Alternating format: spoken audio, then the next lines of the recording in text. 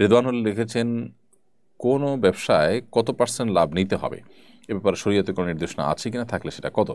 বা রেদওয়ানুল্লাহ, শরীয়ত আসলে কেনাবেচার ক্ষেত্রে ক্রেতা এবং বিক্রেতাকে তাদের মতামতের স্বাধীনতা দিয়েছে। এত বেশি স্বাধীনতা এক্ষেত্রে দেওয়া আছে যে ক্রেতা বিক্রেতা উভয়ে যেই দরের উপরে, যে দামের উপরে সম্মত হবেন সেটাই শরিয়া অ্যালাউ করবে। তবে বিক্রেতা তিনি যদি ক্রেতাকে ঠকাবার উদ্দেশ্যে বা ক্রেতা হয়তো এই পণ্যের দাম জানেন না, সেই সুযোগে তার কাছ থেকে অতিরিক্ত দাম নেন, কিংবা তিনি যদি কোনো প্রকার কারসাজি করে, ক্রাইসিস সৃষ্টি করে, কোনো প্রকার পরিস্থিতি তৈরি করে ক্রেতাকে ঠকান, তাহলে সেক্ষেত্রে সেটা অনৈতিক হবে, সেটা তার অন্যায় হবে, কিন্তু তার বেচা কেনাটা বিশুদ্ধ হয়ে যাবে, বিক্রেতার জন্য সেটা গ্রহণ করা যায় এবং ব্যবহার করা জায়েজ হবে।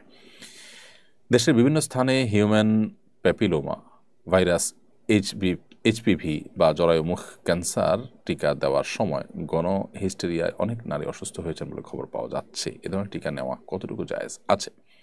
মৌলিকভাবে টিকা নেওয়া না জায়েজ নয়, কিন্তু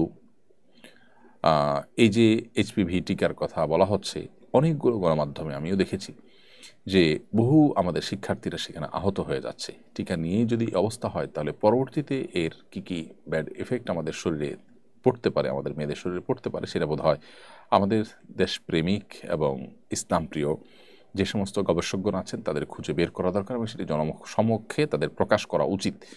কারণ তৃতীয় বিশ্বে বহু ঔষধ পরীক্ষামূলকভাবে ব্যবহার করার অভিযোগ আছে। এটি পুরনো অভিযোগ এবং এটি প্রমাণিত সত্য যে উন্নত দেশগুলো, যারা আমাদেরকে সবসময় মানবাধিকারের সবক শোনান, সারাদিন সকাল বিকাল মানবাধিকারের জিগির মুখে তোলেন, তারাই কিন্তু পরীক্ষামূলকভাবে নানা ঔষধ তৃতীয় বিশ্বে, এই অনুন্নত বিশ্বে, আমাদের দেশের মতো এরকম গরিব দেশগুলোতে তারা এক্সপেরিমেন্ট চালান।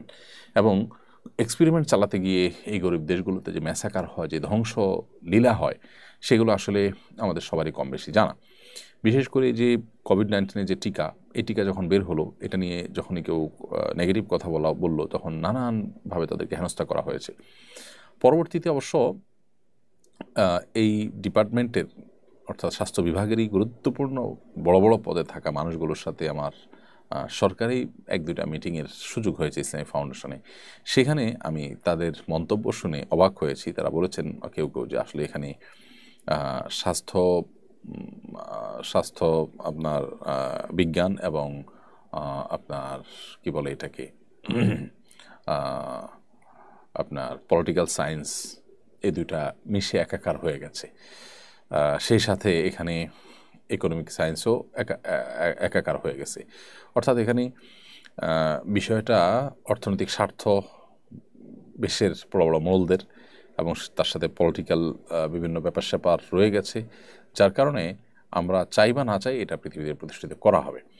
যাই হোক, সেই কোভিড-19 টিকার পরে যে সমস্ত সাইড এফেক্ট হয়েছে, যে সমস্ত ক্ষয়ক্ষতি হয়েছে, সেটা কিন্তু আর নতুন করে বলবার অপেক্ষা রাখে না, আমরা সবাই কম বেশি জানি।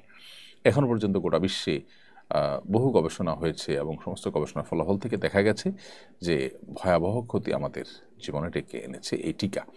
তো এই জন্য এই সমস্ত টিকাগুলো আমাদের দেশে প্রয়োগ করবার আগে আমাদের দেশের দেশপ্রেমিক এবং ইসলামপ্রেমিক যে সমস্ত গবেষকরা আছেন, তারা ভালো করে দেখা উচিত এগুলো আদৌ কোনো ষড়যন্ত্র কিনা, আদৌ কোনো আপনার পরীক্ষামূলক বিষয় কিনা, সেখানে ক্ষতিকর কোনো বিষয় আছে কিনা। এই যে গণহারে বাচ্চারা অসুস্থ হয়ে পড়েছে, কিশোরীরা অসুস্থ হয়ে পড়েছে, সেটার জন্য আমার তো মনে হয় যে সংশ্লিষ্ট মহল তাদের আত্মসমালোচনা করা উচিত যে কোনো এক্সপেরিমেন্ট ছাড়াই এভাবে যদি টিকা চালানো হয়, গণহারে টিকা দিতে বাধ্য করা হয় মানুষকে এবং অসুস্থ হয়ে পড়ে বাচ্চারা, তাহলে সেটা তো কোনোভাবেই গ্রহণযোগ্য হতে পারে না।